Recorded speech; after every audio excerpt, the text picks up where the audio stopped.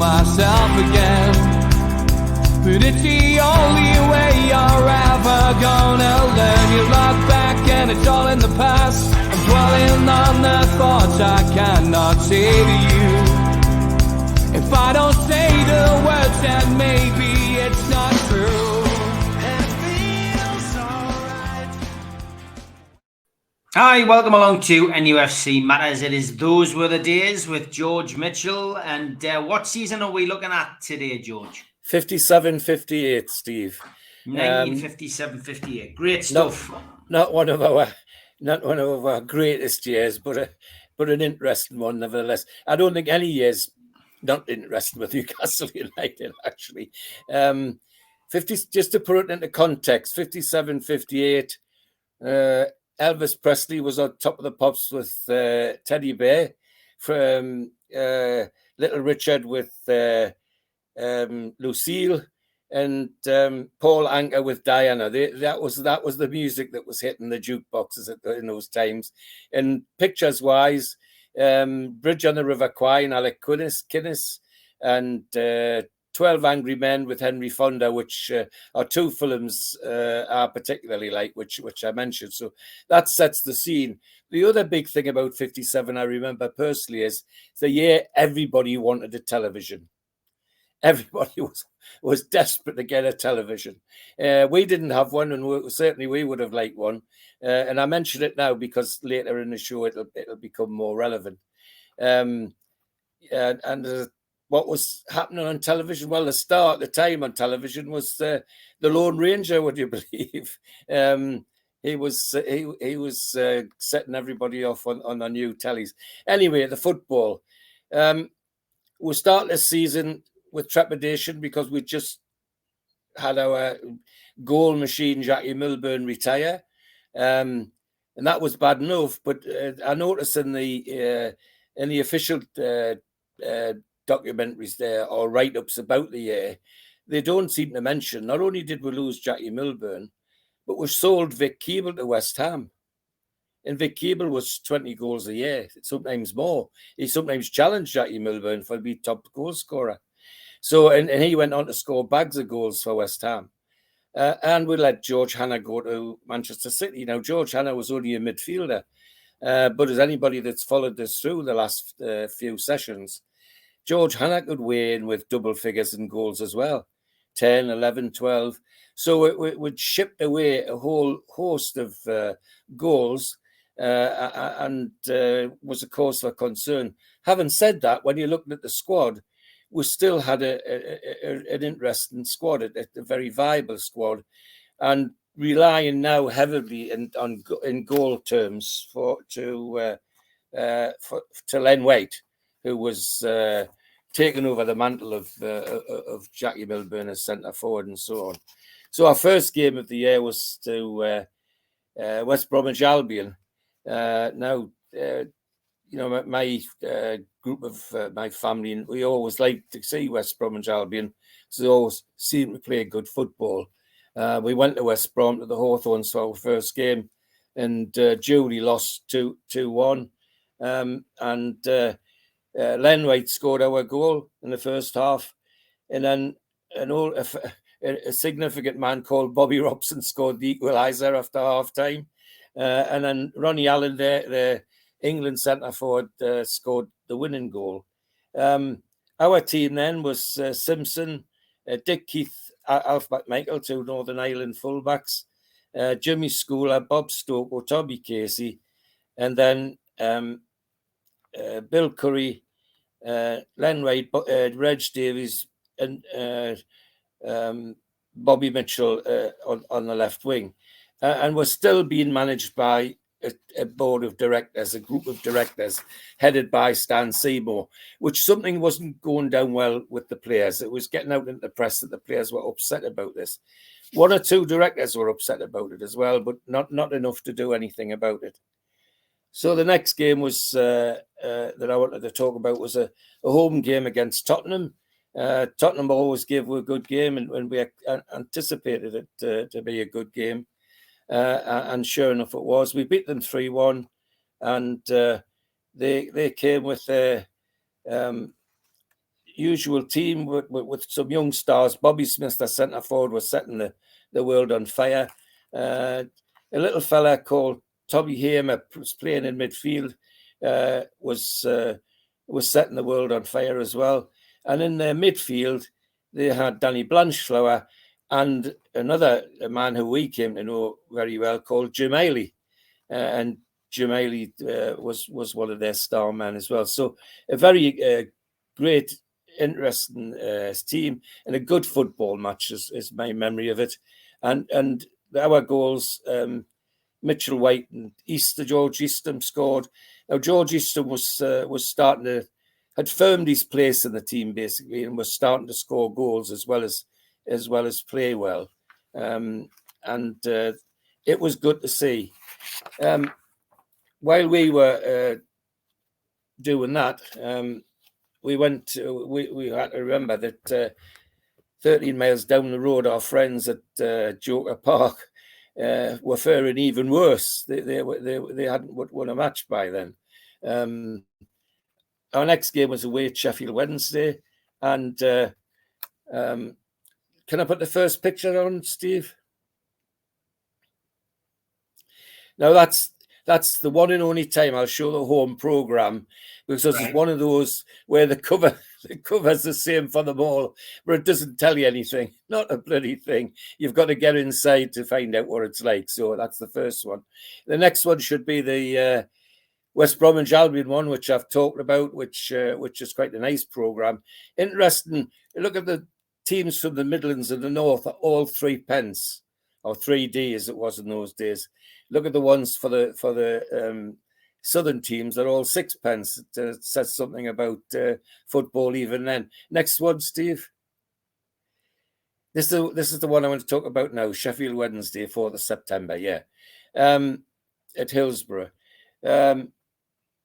People were hopeful we might get something out of this game, but the reality in life was it brought us down to earth with a bump. Sheffield beat were 1-0, and they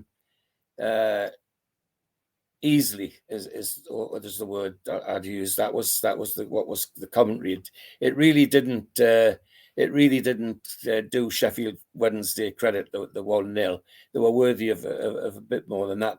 And the goal was scored by an international called Albert Broadbent. But in their team was a young man called Albert Quicksall. Now, I've talked about Albert before. I think the next picture might be of Albert. There he is. That's him. The one in the dark shirt with the shorts up around his neck.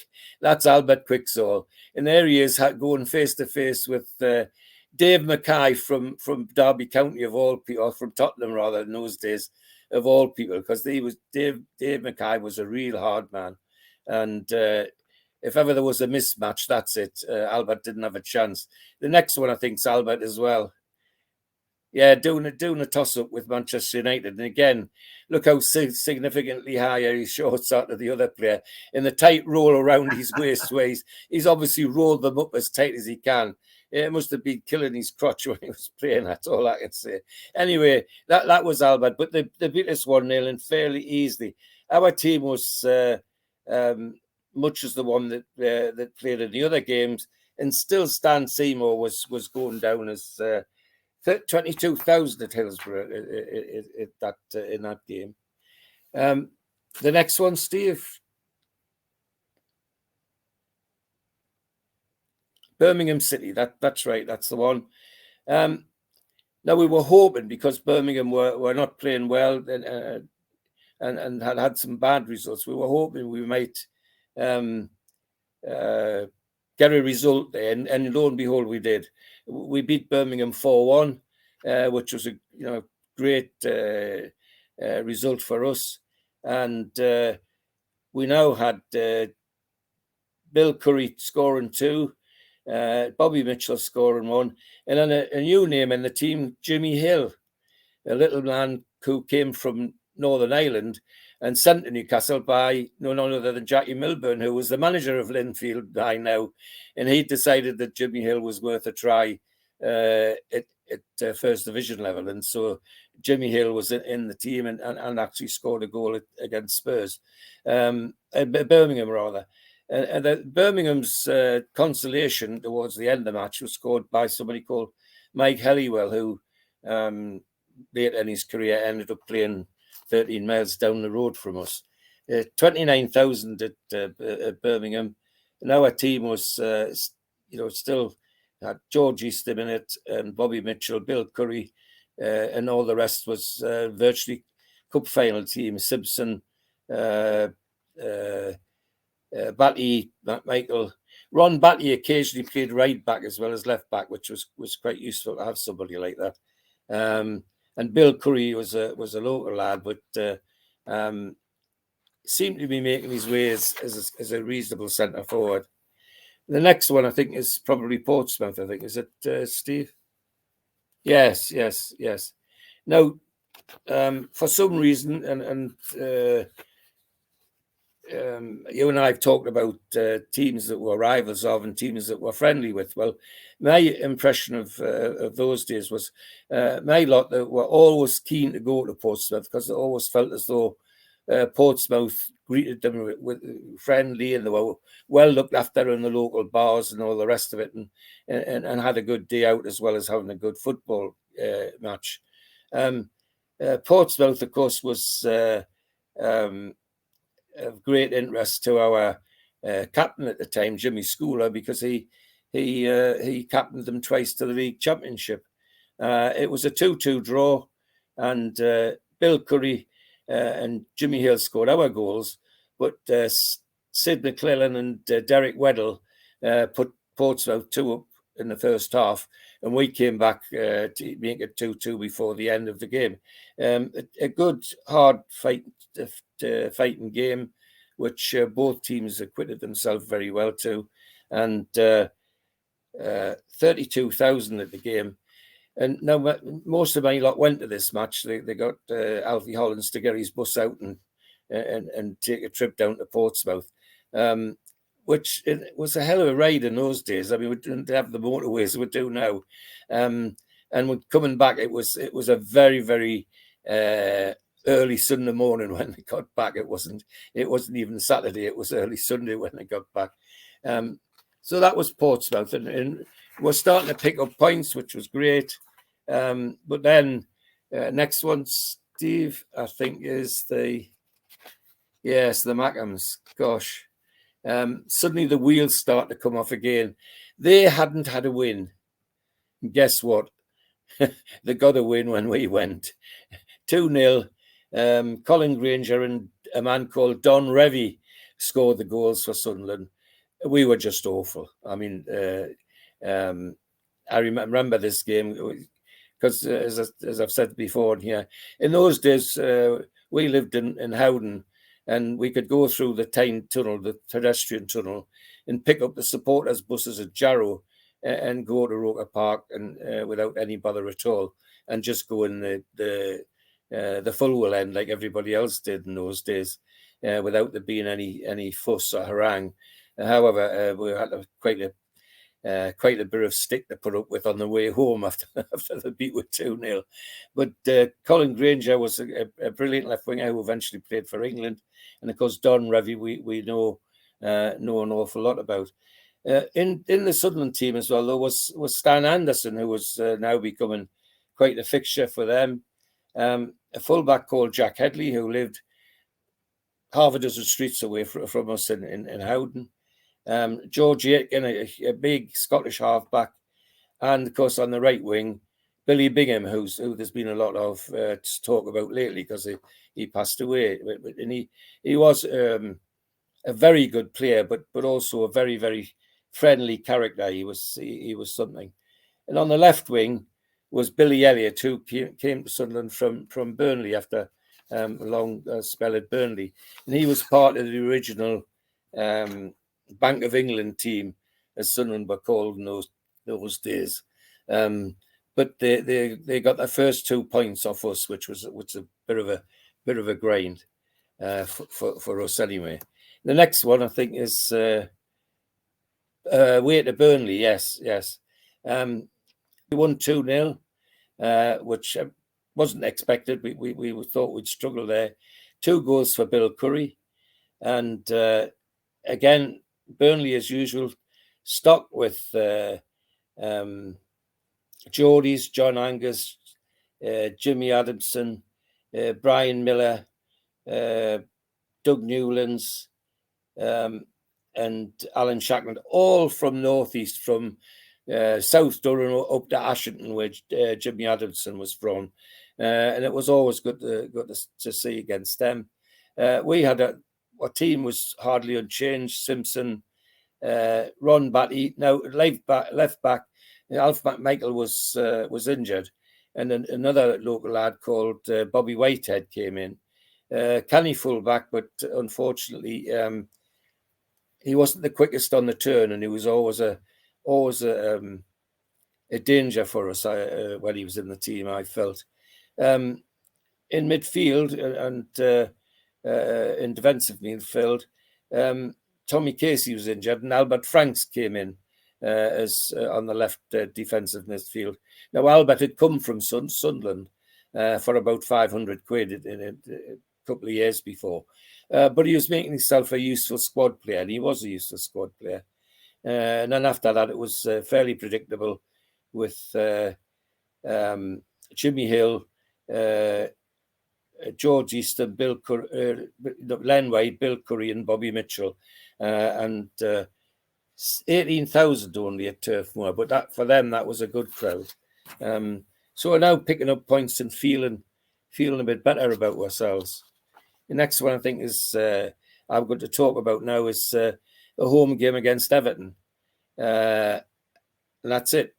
Now that's the only other home program I've used, because I got the inside, and there's the two teams there for you to look at, and somebody's very kindly marked where the changes were, and it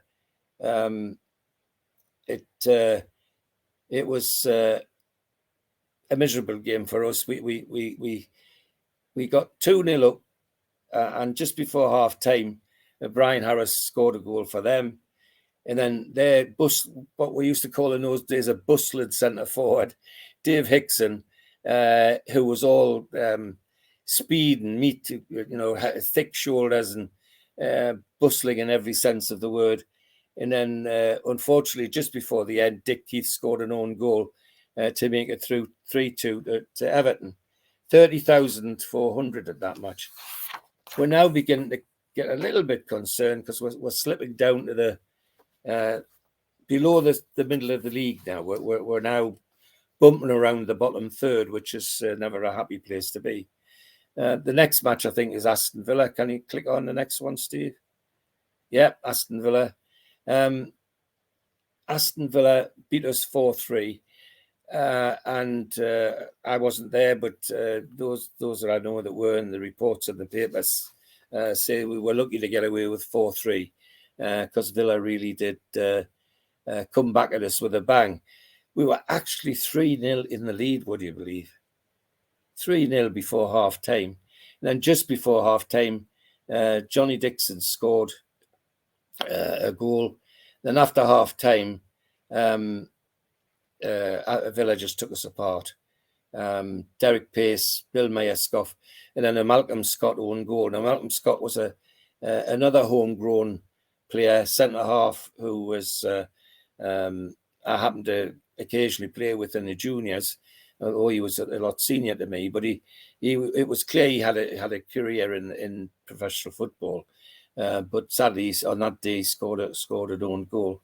We had a slightly different team: Simpson, Dick Keith, Batty, Schooler, Malcolm Scott, Albert Franks. George Easton played right with Bill Curry inside him.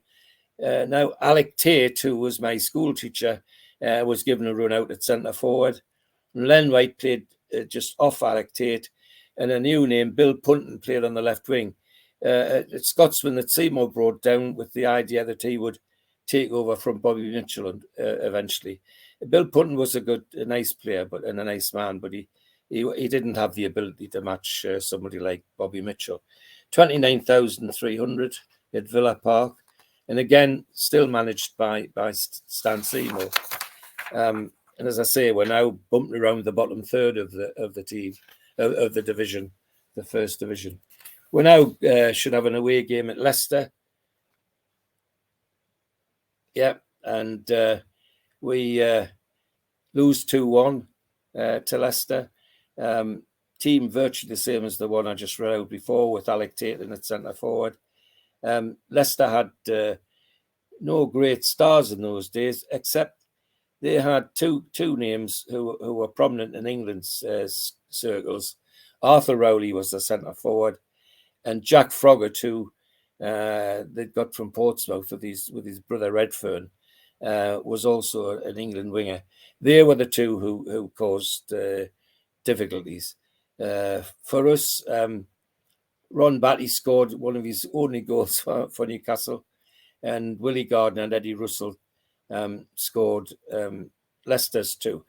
The interesting thing for me in these games I'm going through, 3 out of the last 4 we've been in the lead. We've surrendered a lead, and not just surrendered it. We've given a game away by the look of it. It wasn't very nice. Then we go to a club where we're hopeful. Luton Town, I think it is the next one, Steve. Yep. We're hopeful here because Luton are fresh to the first division and aren't doing very well in terms of making progress. In fact, they were bouncing around the bottom at that time. And so we went to Luton and we beat them 3-0. It was a very comprehensive defeat. Len White scored 2. And a young man called Jackie Bell scored the third one for us. Now, Jackie Bell had just come out of the Ends team that had won the Youth Cup, a super lad.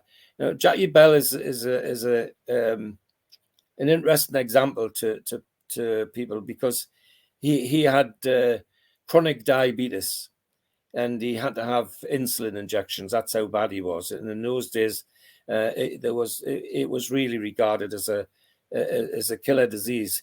But Jackie managed to keep himself not just fit, but he also managed to manage his diet so that he could still play his football at the highest level. And Jackie, as I say, played in the Ends, and I was delighted to say occasionally played with him. But he went on to have quite a good career, and sadly not always with Newcastle United. Seymour's still managing us.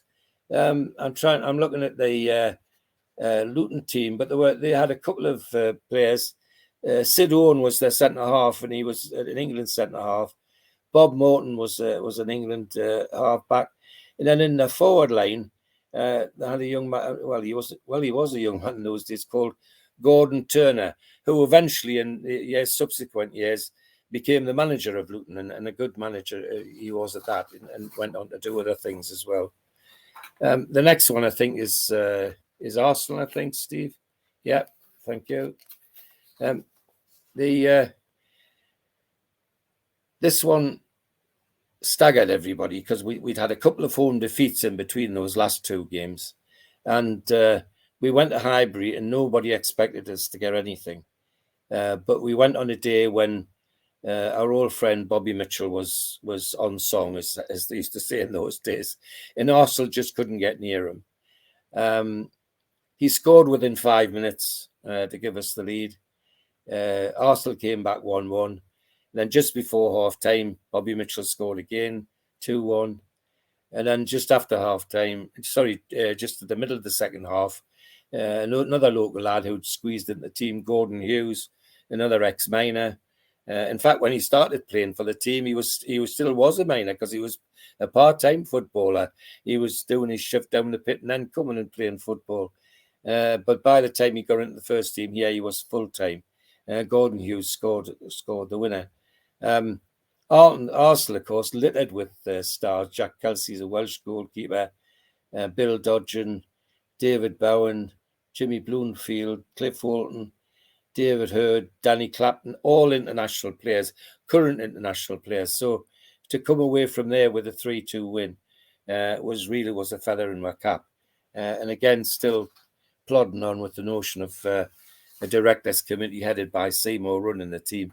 41,000 at Highbury. The next one I think is Leeds United. And again, that's another program that doesn't tell you what's happening inside. It's just a blank cover, which is absolutely useless. But never mind. We went to Leeds on December, and hoped that another win would kick us up to mid-table, because we're bouncing around the bottom third still. But lo and behold, we didn't get a win. We got a 3-0 defeat, a 3-0 thrashing actually, and 23,000 at Ellen Road, and the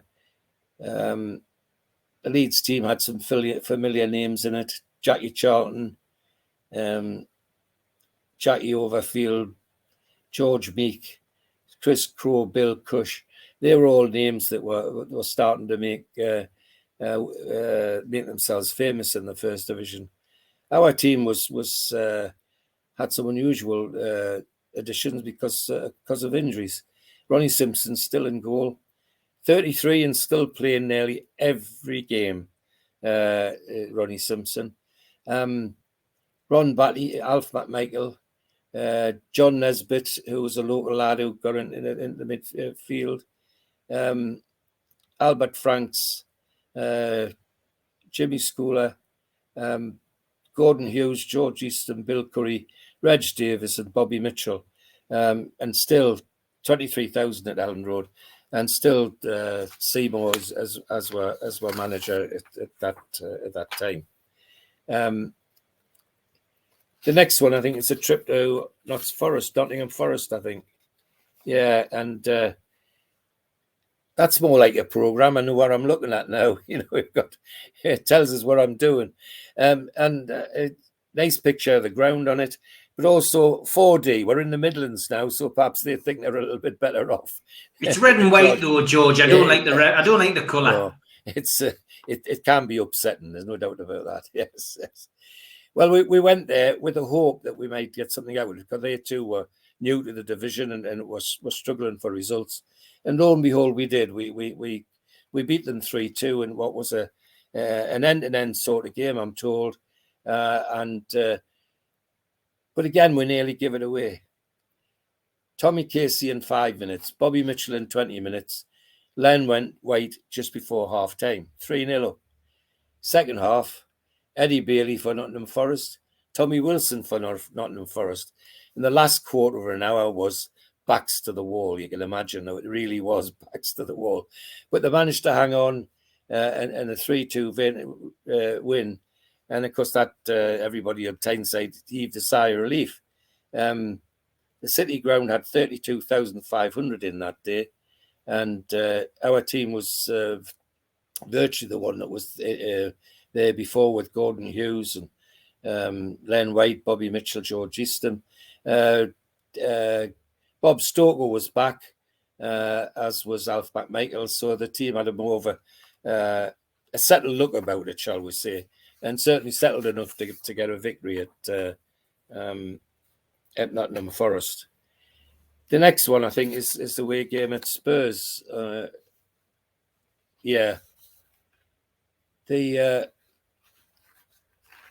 notion that the FA, decides that we have a league match between a team in London and a team in the Northeast. Let's do it on the 20th of December when everybody's doing their Christmas shopping. Seemed to me dotty. But anyway, we went, and with having played better in the last couple of games, we thought, well, we might just get something out of this game. And lo and behold, we did. 3-3, and it was a fantastic game. The press were there was a lot. If you dig out the Chronicle comments and all the rest of it, it goes down as being an excellent game. But again, we nearly give it away. 5 minutes, Len White. 20 minutes, Len White. 45 minutes, just on half time, Bobby Mitchell penalty, 3-0. Straight after half time, Morris Norman heads in a corner, as he's a centre half. Tommy Hamad drills in a penalty for them. And then Alfie Stokes, one of their forwards, gets the equaliser. And again, it's another 15-minute backs to the wall job just to hang on to a point. But all the reports suggest it was a fantastic game and one which we deserved a point for their efforts. And again, another sigh of relief as we're still bouncing around the bottom third of that division, and it doesn't feel comfortable. 51,500 at White Hart Lane that day. The next one I want to talk about is leave that. I want to talk about the home game against Luton Town. So we played Luton away, and we're going to get them to win. Everybody thought, well, if we could beat them, hammer them away, surely we're going to hammer them at home.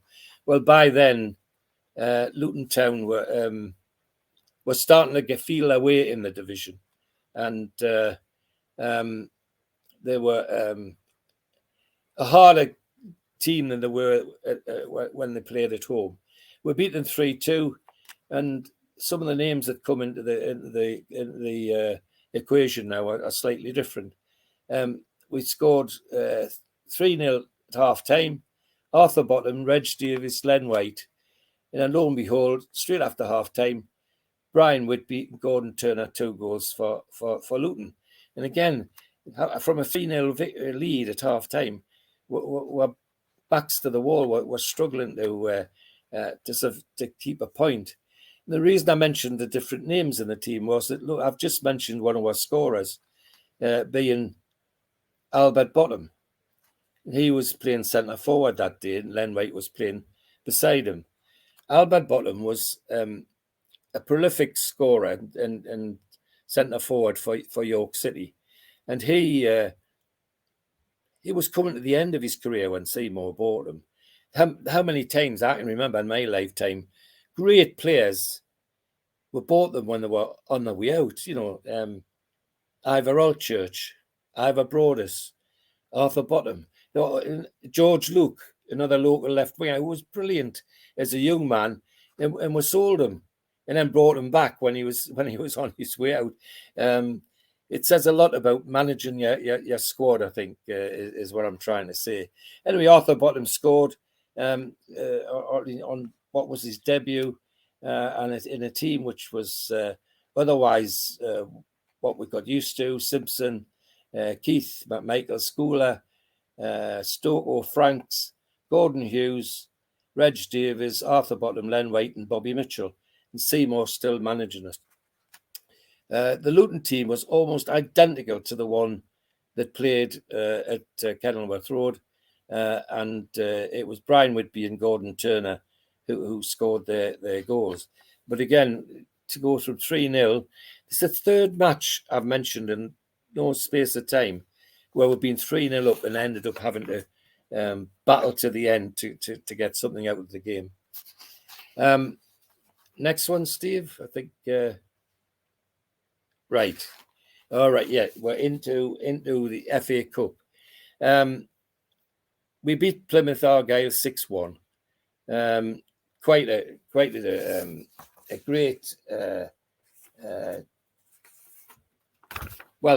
terrific win. And of course, the trouble with that is it sets the whole town on edge, thinking, oh no, we're in a cup run here, 6-1 at Plymouth, fantastic. So the third division, but that didn't seem to matter to us. We beat them. Eastham scored 2. Len White scored a hat-trick. Bobby Mitchell scored. And a lad called Carter, who was their star player at the time, scored for Plymouth. The crowd goes down at 40,000. Now, I wasn't there, but some of my family were, and they reckon that 40,000 was might have been the official attendance, but the place was bursting at the seams. It's just incredible. I think there might be a photograph next, Steve. Yeah, that's at Plymouth, and you can see Jimmy Schooler heading down. Bob Stoko's there, and Ronnie Simpson. Now you can see that stand behind them. is absolutely packed, and people are on the touchline almost. So chock-a-block, isn't it? Yeah, absolutely. So 40,000 was probably the official attendance at that match. Is there another photograph of it after that, or is it another? There's a programme next for Chelsea. Right. Okay. So everybody's thinking, well, we're on a cup run now, a 6-1 win in the third round. We're doing all right. We're doing all right, and just catch the Chelsea one. No, I've lost it. Well, we'll give a big shout out at this moment in time to the sponsors. Okay. As always, a big thank you to Spider Miner. The lads have been with us for such a long time now. Big thank you to Gareth and Nathan. The only cryptocurrency miner that can mine 5 different cryptocurrencies at the same time whilst using virtually no energy, and it's VPN protected. Buy yours now at www.miner.spidervpn.org. Thanks to Skips and Bins, telephone 0800 25 45 25 3, email inquiries at skipsandbins.com, website www.skipsandbins.com, easy contract free and pay-as-you-go waste collection. Thanks to L&G Family Funeral Directors, 01913897245, and the Garden of Healing Dispensary, CBD, hemp and cannabinoid specialists, www.thegohd.com. Thanks to Away Day Clothing, we will have their website up and running very soon.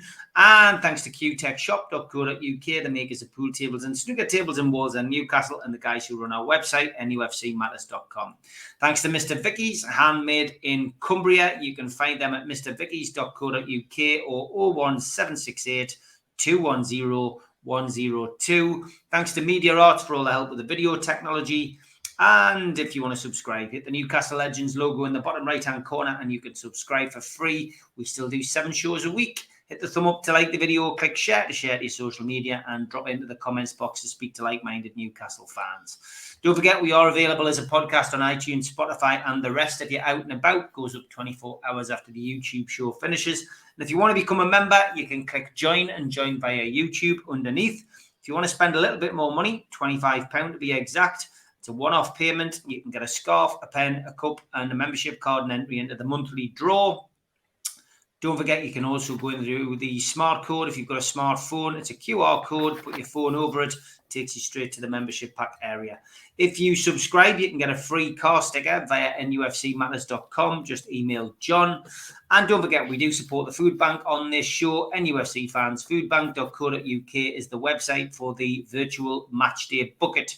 Get yourself onto there and make a virtual donation today.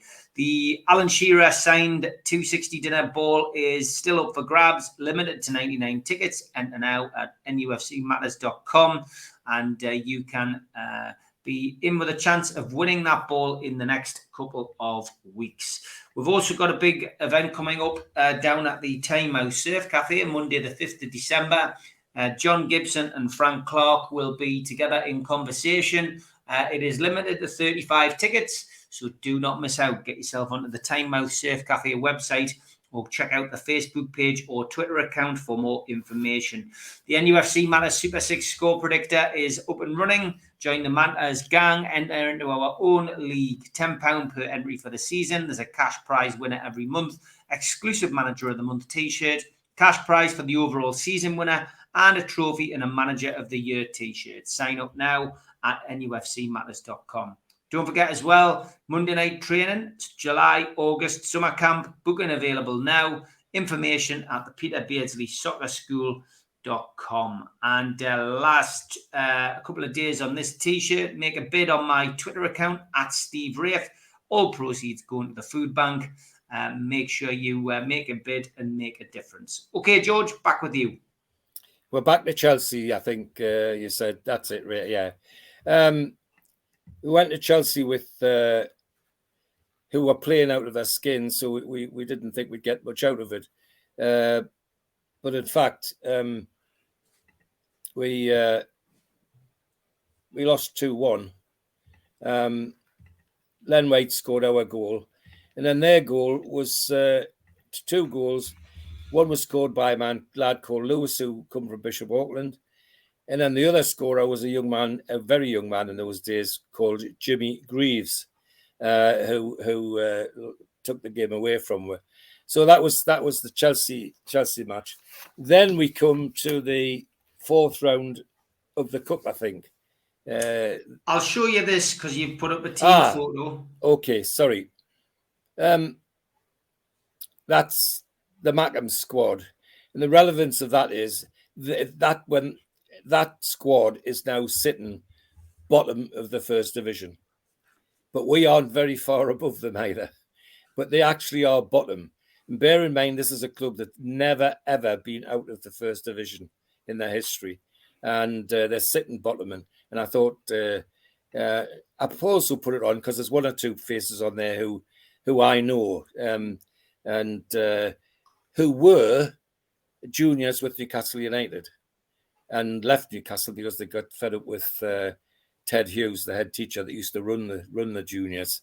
They just couldn't take it. He was too much for them. And there was a number of lads like that.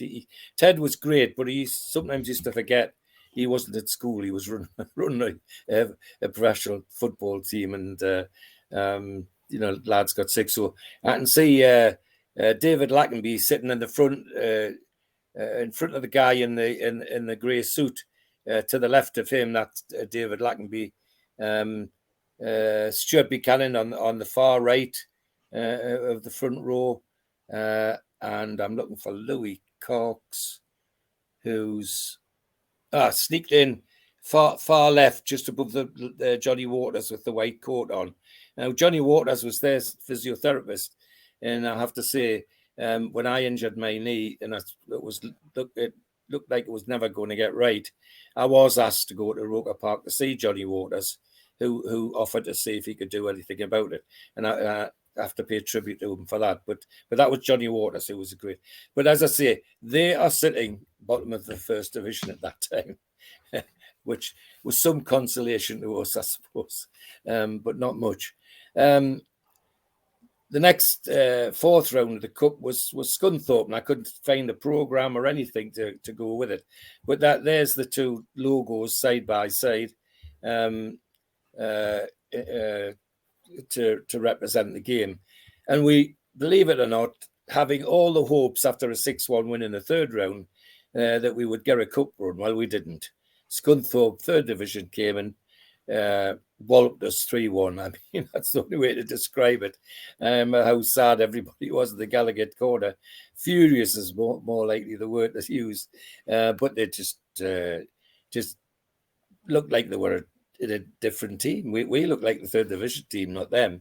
Bill Patterson scored our consolation goal, and that was the only goal he'd ever score for Newcastle. And two players, Haig and Davis got two, scored the goals for Scunthorpe. And as I say, they just took us to the cleaners. 39,000 at the game. And sad, just sad. But typical Newcastle after a 6-1 win in the third round. We think we're going to get a cup run. Well, we didn't. The next one, I think, is a photograph. Well, that's Scunthorpe celebrating. That's the only action. That's the only action picture I could find. That's Scunthorpe celebrating. I thought, well, I might as well rub it in properly, Yeah, I mean, dreadful. I mean, it's just typical Newcastle, unfortunately. Right, where we're moving to next, Steve? I think I've got another programme lined up. Wolves, yes. Away match with Wolves, and I've lost it.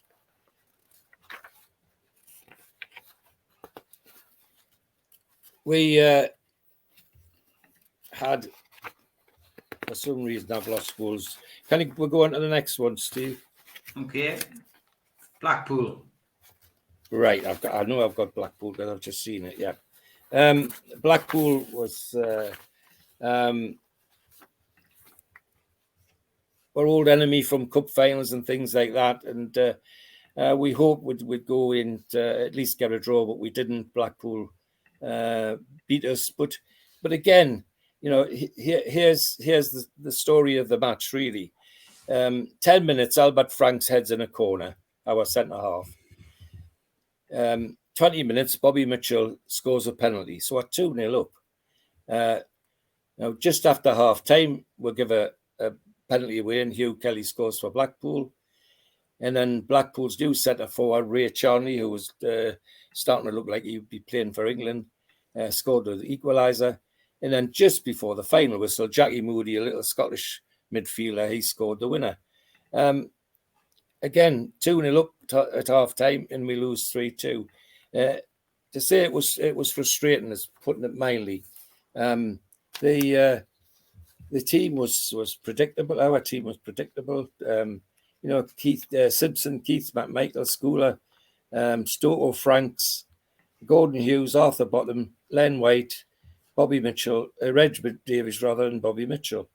There were George Farm, who was a Scotland goalkeeper, Jimmy Armfield, who became a very famous England fullback, Jackie Wright, Jimmy Kelly, Roy Greatrix was a great midfielder for England, Dave Jury, who played for Scotland for a lot of years, Bill Perry, who was a dangerous winger for England, and Ray Charnley, who eventually got in the England team, and Jackie Moody, who played for Scotland. So Blackpool were a tidy team, but we still had hope we might get something out of it, and we didn't. It was another disaster. And by now, we're starting to bump down the bottom, not just the bottom third, but bumping along the bottom with Sunderland. It's them and us bouncing up and down. Well, who's next, Steve? Manchester City, right. I've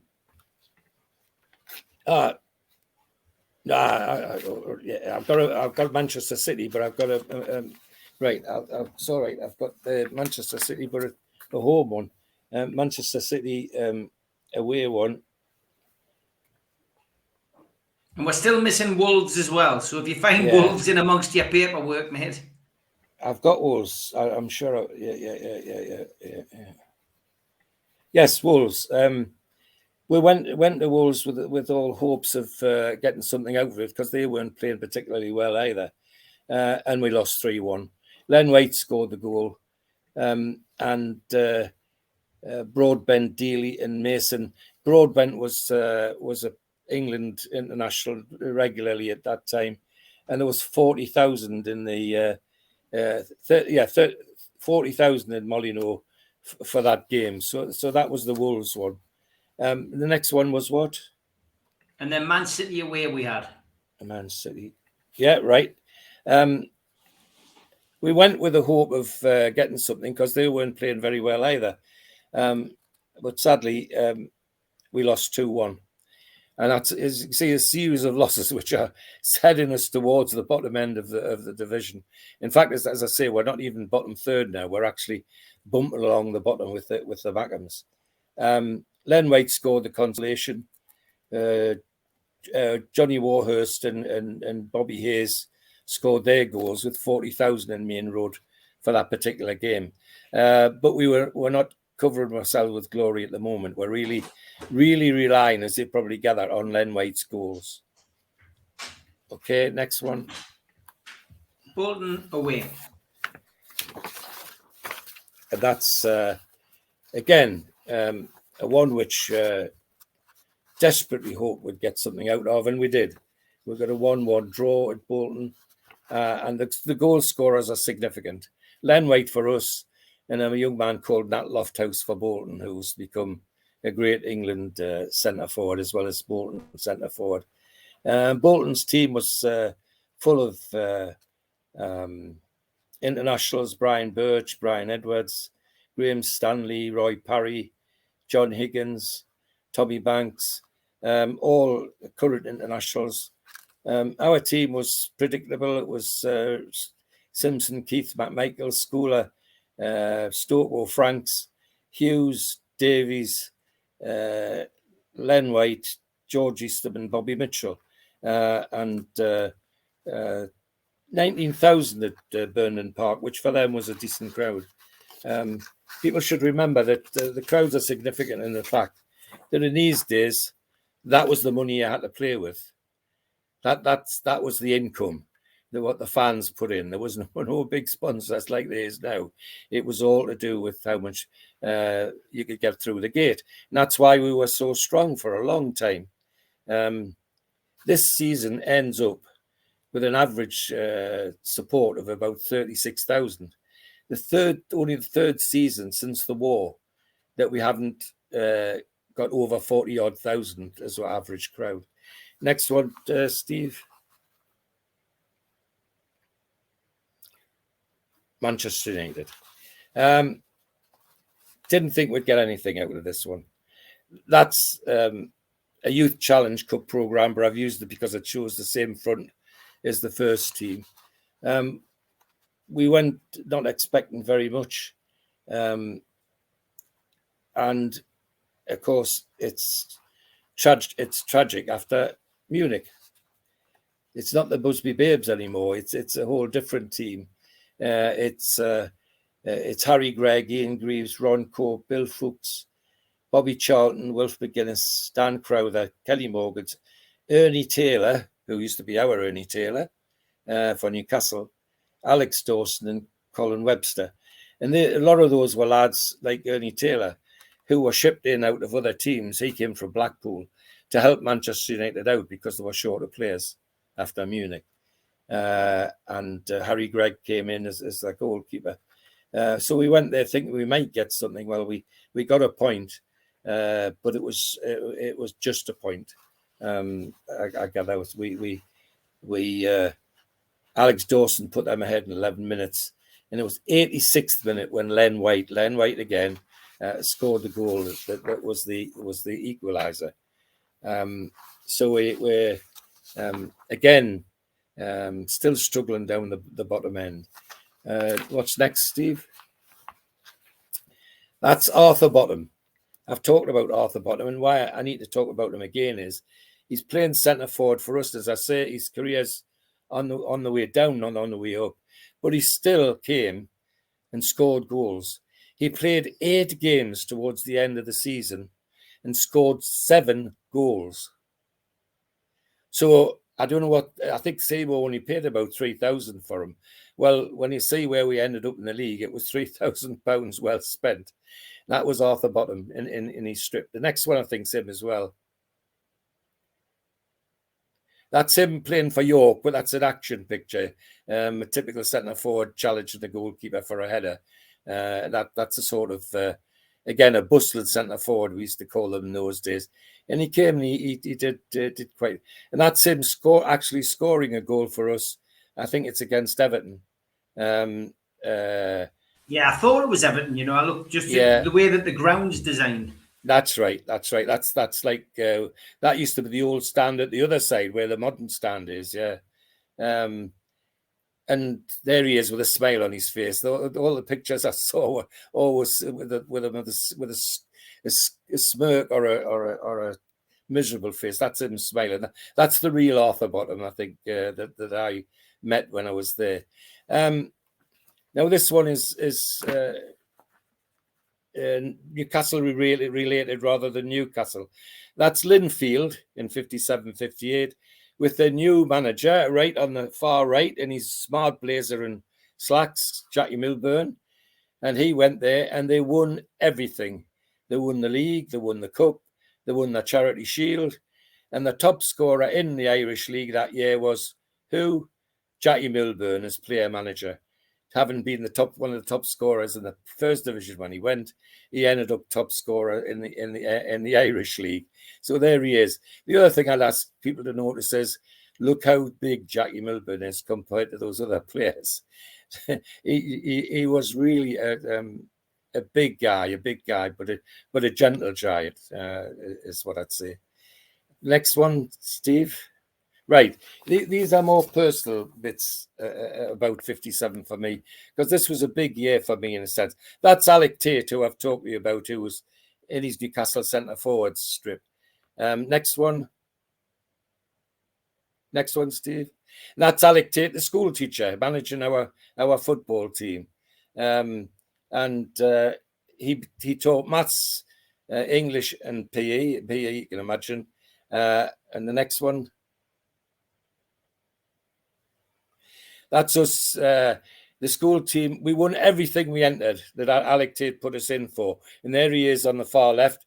The other teacher's a guy called Jock Gowrie, who was very, very popular with the kids at school. We also helped out with the team when Alec needed help. And that's us with the various teams. I've got the county cup in my hand and I'm wearing my county blazer. Great photo, George, that. Great photo. I thought I was trying to see which one was you, you know. Yeah, that's my county blazer. I had played about 5 times for Northumberland by then, which made 57 quite a year. And to go back to school and win the county cup was quite something. Next one, Steve. And that's the team that won the county cup. I'm at the back left of the goalkeeper, and they were a good set of lads. Now, about 4 of those lads were young enough to play the next year and went on and won the county cup again for a second time. Now, the other thing is, they're the famous strips that I've told you about more than once that were given to her by Frank Brennan. Free gratis, everything from the goalkeeper's jersey right down to all the strips and the shorts and the socks. And that was great times, good times. Right?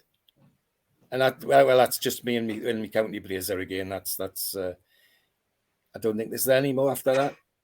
Oh, that's me getting the county cup off the chairman of the England Schools Football Association presented the cup, which was quite interesting. The other reason that's the end of your photos, mate. So I haven't got any more. I know that.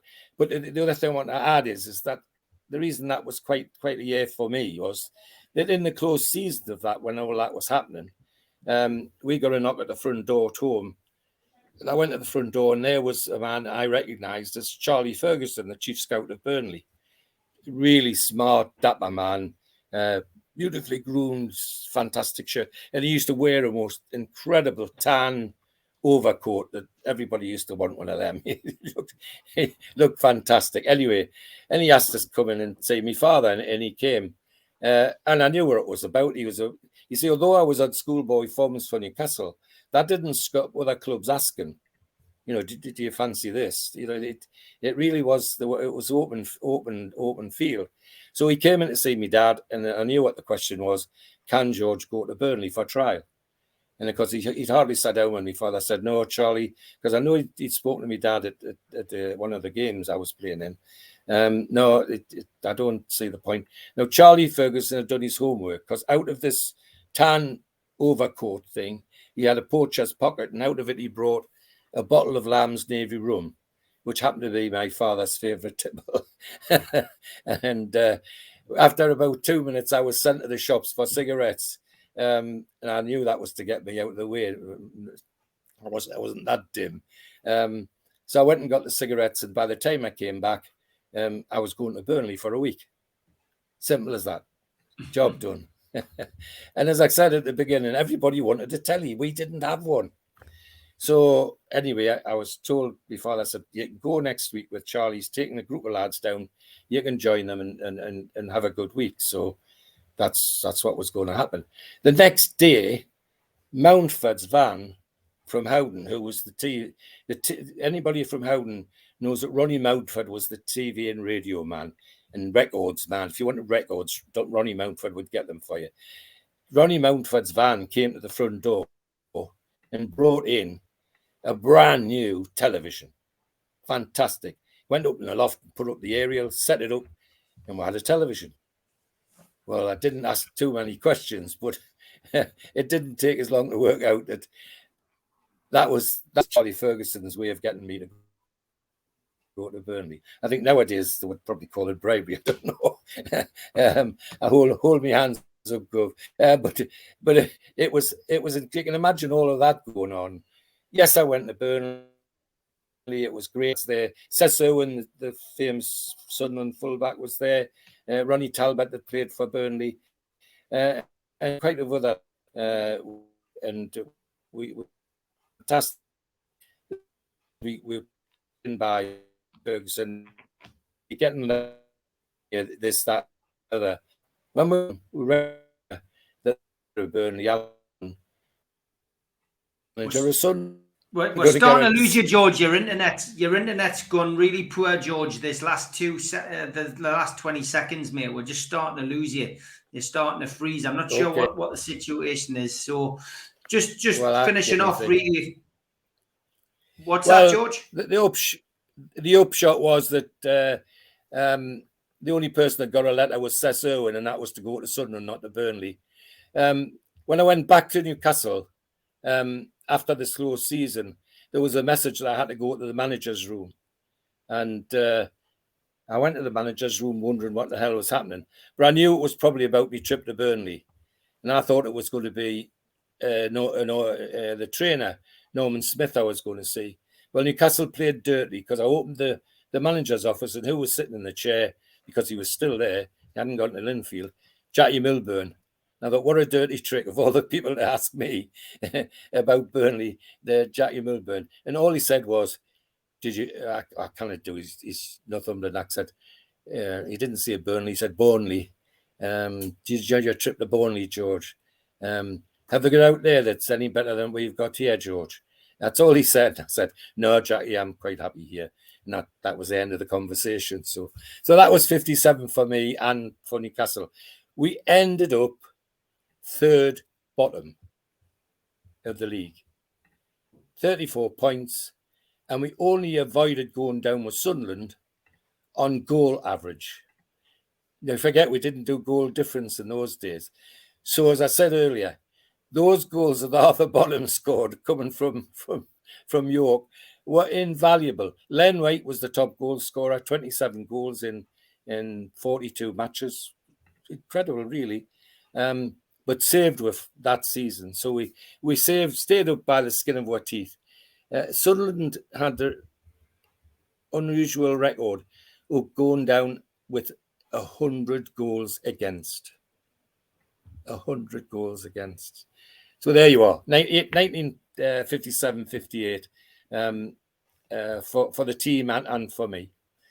Thanks, Steve. I've enjoyed that this morning. Fantastic, that. And I love the old photographs of you, George. It's great stuff, great memories, and wonderful to look back on season 57-58. 58-59, and then we're into the 60s. So these weeks are flying by. Sorry. Yeah, the next one, you see some more irritation off the field rather than on the field for Newcastle in the next one. But never mind, which is 58-59. Look forward to it. Okay, George, thanks very much, mate. Take care. Good to see you, Steve. Thanks for watching, everybody. Bye-bye.